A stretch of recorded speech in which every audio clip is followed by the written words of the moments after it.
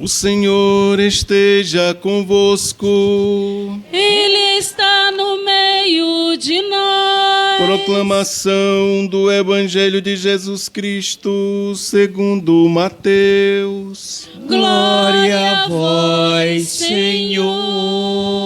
Mateus capítulo 28, 16 a 20. Naquele tempo, os 11 discípulos foram para Galiléia, ao monte que Jesus lhes tinha indicado. Quando viram Jesus, prostraram-se diante dele. Ainda assim, alguns duvidaram. Então Jesus aproximou-se e falou: Toda autoridade me foi dada no céu e sobre a terra. Portanto, ide e fazei discípulos meus todos os povos, batizando-os em nome do Pai e do Filho e do Espírito Santo, e ensinando-os a observar tudo o que vos ordenei. Eis que eu estarei convosco todos os dias até o fim do mundo. Palavra da salvação. Glória a vós, Senhor.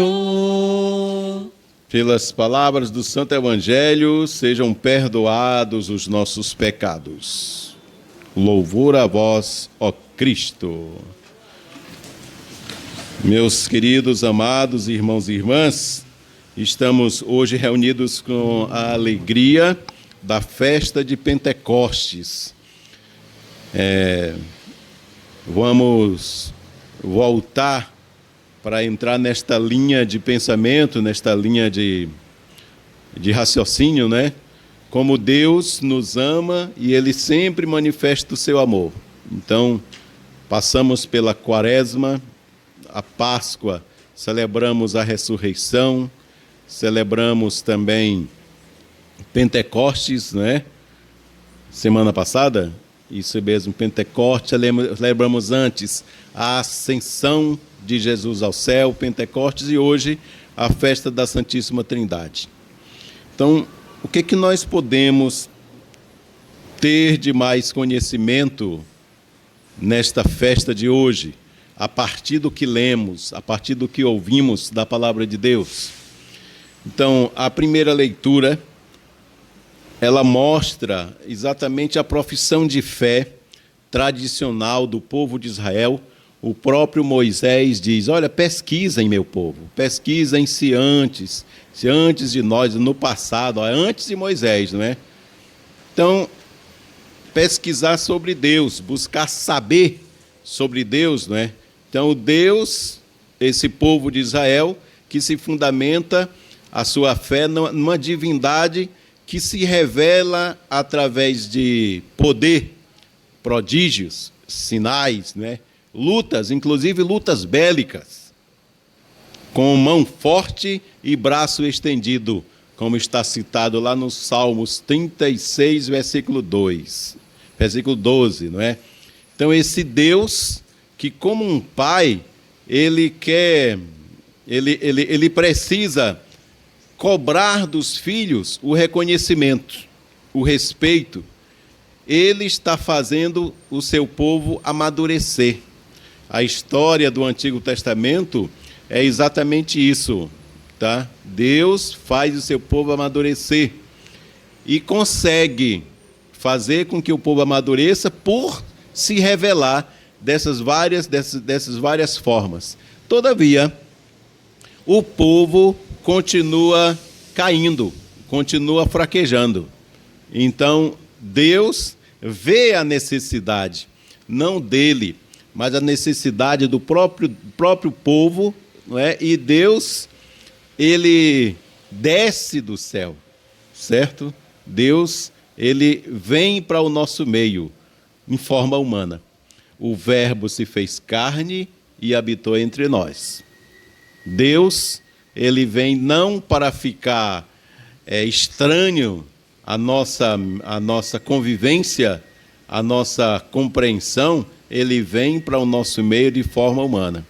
Então, Deus, no Antigo Testamento, ele ensina como ser humano, tá? Ele ensina o bem. No Novo Testamento, não. O próprio Deus, ele vem para o nosso meio para mostrar na prática como nós devemos ser humanos perfeitos. Porque Deus, ele quer a nossa perfeição, assim ele nos fez, não é? Segundo o capítulo do Gênesis, façamos o homem, olha aí, já está a expressão trindade aí. Façamos o homem como? A nossa imagem e semelhança. Não é a minha, é a nossa imagem e semelhança. Então, na criação, nós já compreendemos e temos esse primeiro conceito, não é? De trindade, Pai, Filho e Espírito Santo. Nossa. Então, esse conceito de trindade, ela vai se construindo a partir da intimidade que nós temos, da maior intimidade que nós temos, a maior aproximação que nós temos de Deus. Este conhecimento e esta aproximação se faz no Antigo Testamento pela palavra do próprio Deus, pela maneira como ele se manifesta, e agora em Jesus, Deus ele se comunica não com terrores, né? Com poder, mas com humildade, pela mansidão e pela paz. Com tratamento de irmãos para irmão, de amigos para amigos. Vós sereis meus amigos se fizerdes o que eu faço. Certo? Então, as suas palavras, elas não são, a palavra de Deus na pessoa de Jesus, não são ameaçadoras, como no Antigo Testamento, porque o povo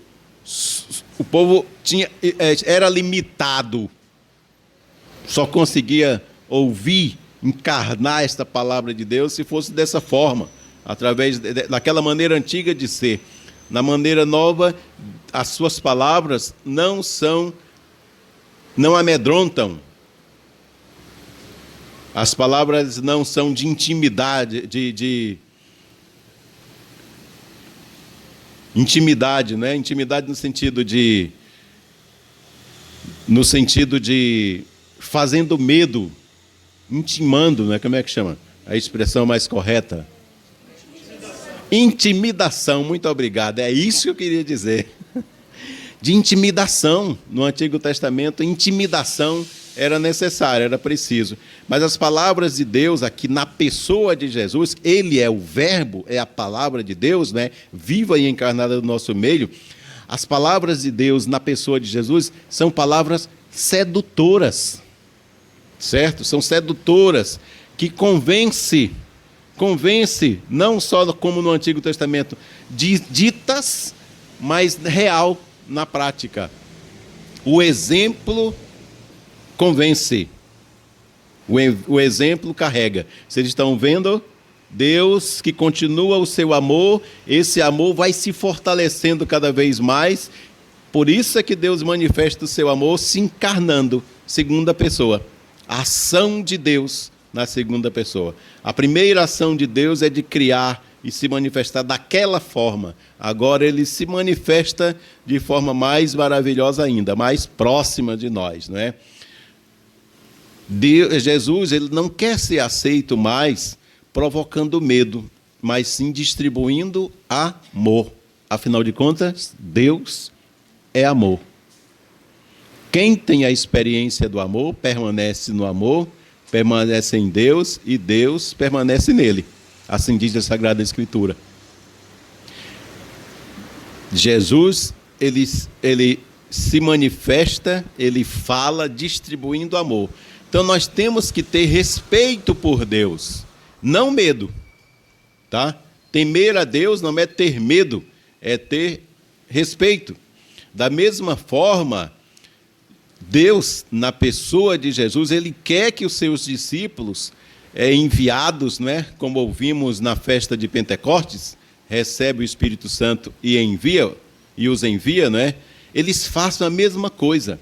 Que falem, que comuniquem, que mostrem Deus através do amor, da caridade, do encontro fraterno.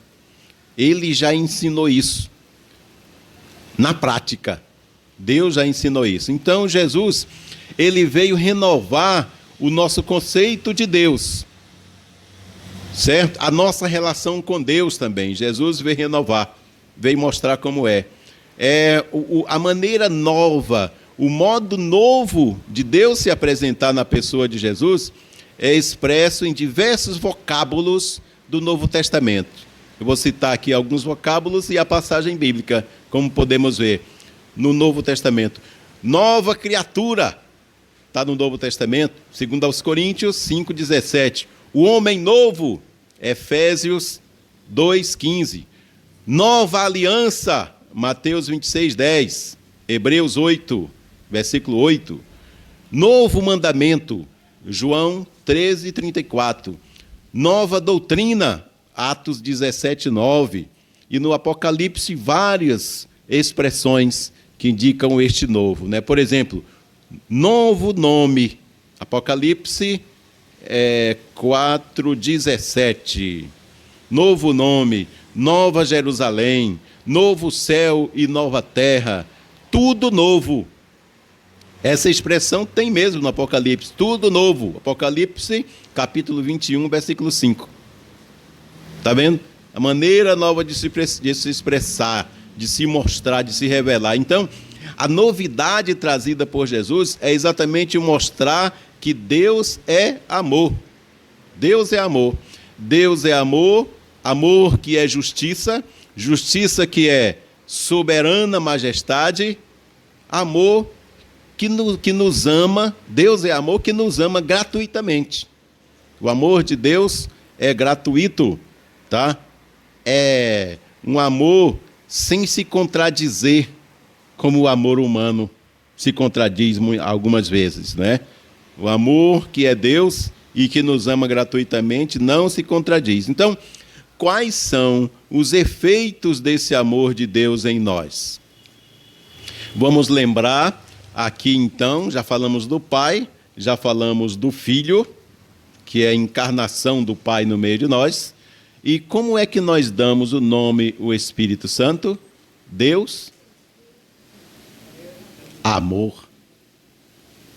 Espírito Santo de amor. Amor é o nome de Deus, tá? Então, quais são os efeitos desse amor de Deus em nós? Quem responde é Paulo, tá? Colossenses 3:9. Veja só, ele diz assim: de fato, vocês foram despojados do homem velho e de suas ações, e se revestiram do homem novo, que vai se renovando à imagem do seu Criador. Colossenses 3:9. Os efeitos desse amor, do amor de Deus, é voltar para Ele. Vai se renovando à imagem do seu Criador. Lá no Gênesis, façamos o homem à nossa imagem e semelhança. Durante a vida humana, as imperfeições vão se manifestando por escolha do próprio homem. Mas o destino é se renovar. O destino é voltar para Deus, não é? Voltar para Deus. Então, a maneira nova de Jesus se revelar, ser, não é? Revelar o ser de Deus, é exatamente a dádiva do Espírito Santo. Deus continua o seu amor, continua se revelando, e agora ele se revela com o amor verdadeiro em espírito. É o Espírito Santo, tá? Ele disse, Jesus, na oração sacerdotal, na despedida, antes de começar o Calvário e voltar para o Pai, Jesus, naquela grande e linda oração, ele reza assim, ó. Jesus diz: e eu roguei ao Pai, e ele vos dará outro paráclito, outro consolador, não é? Para que fique convosco para sempre.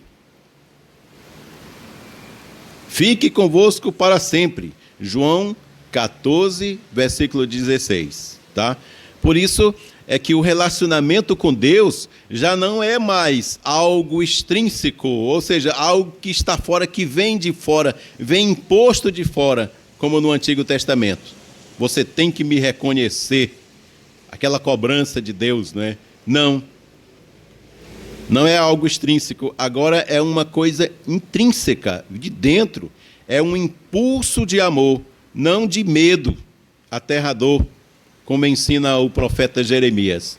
O profeta Jeremias, Antigo Testamento, ele diz e deixa claro isso perfeitamente, no capítulo 31, versículo 33. O texto diz assim, o profeta Jeremias: esta é a aliança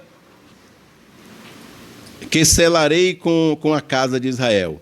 Porei a minha lei no seu peito e a escreverei no seu coração. Então eu serei o seu Deus e eles serão o meu povo. Eles não terão mais que ensinar o seu próximo ou seu irmão, dizendo: conhece a Javé. Por quê? Porque todos me conhecerão, dos menores aos maiores, pois perdoarei sua culpa e não me lembrarei mais dos seus pecados. Jeremias 31, versículo 33. Então, aí, no profeta Jeremias já deixa bem claro isso. E interessante que quando estava preparando o nosso texto e essa passagem, não é? O que sela a aliança de amor entre Deus e o homem, essa nova maneira do profeta Jeremias 31, 33, é exatamente: eu perdoarei a sua culpa e não mais lembrarei de seus pecados. Automaticamente a gente lembra qual foi a missão quando o Espírito Santo, semana passada em Pentecostes, né, recebei o Espírito Santo, disse Jesus: os pecados daqueles que vocês perdoarem serão perdoados. Tá? Da mesma forma, no envio aqui do Evangelho de hoje. O Evangelho de hoje diz precisamente isso, né? Então Jesus se aproximou e falou: autoridade me foi dada nos céus, né? Portanto, ide, fazei discípulos meus todos os povos, batizando-os em nome do Pai, do Filho e do Espírito Santo, e eu estarei convosco todos os dias até o fim do mundo, tá? E aqui também um adendo ao batismo. O batismo é o momento mais seguro e mais claro da Sagrada Escritura em que nós temos esta consciência, este conceito formado da Santíssima Trindade. É precisamente em que momento? No momento do batismo de Jesus. No batismo de Jesus, tá? No batismo de Jesus, a força operadora do Espírito Santo, ela torna o homem filho amado de Deus Pai, por meio de Jesus Salvador. Então, no batismo de Jesus, o Pai fala, lá o céu se abre, né? O Pai fala: este é o meu filho. O Filho que é batizado e o Espírito Santo que atua. O Pai, o Filho e o Espírito Santo. E aqui para nós podemos pensar: Jesus precisava ser batizado? Hein? De jeito nenhum, absolutamente, Jesus precisava ser batizado. Até João Batista, não é? Retrai um pouquinho, diz: mas Senhor, sou eu que devo ser batizado por ti. E Jesus diz o quê? Deixa estar, João, depois você compreenderá. Não é isso? Olha aí. Jesus não precisava ser batizado. Para se tornar filho, ele já era filho. Para receber o Espírito Santo, ele é o Espírito Santo. Para perdoar pecados, ele não tem pecado nenhum. Então Jesus não tinha necessidade de passar pelo batismo, né? Ele mostra primeiro como testemunho antes de começar a missão. E aqui no final do tempo da Páscoa, né, na leitura de hoje, aqui o Espírito Santo: ide e fazei discípulos meus todos os povos, batizando-os em nome do Pai, do Filho e do Espírito Santo. É o final do Evangelho. Olha aqui, o capítulo 28, tá? Então está lá no começo da missão, quando ele sai do deserto e procura João Batista no Rio Jordão para ser batizado. A Trindade se revela lá. E aqui no final do Evangelho, certo? No envio, esse mesmo batismo, esse mesmo Espírito que se revela no batismo lá no começo da missão, é o mesmo que está no final da missão de Jesus e no início da missão de cada batizado. De cada batizado. Então vejam como é importante, como Deus, suavemente, na história, ele vai se revelando como Pai, Filho e Espírito Santo. É Deus único nessas três ações, para que nosso coração, a nossa cabeça humana possa compreendê-lo melhor. Então a gente vai sempre entender, melhor dizendo, que Deus jamais vai estar distante de nós. Ele está dentro de nós. As maneiras perfeitas com as quais Deus se utiliza para estar no nosso meio realmente é perfeito. Por quê?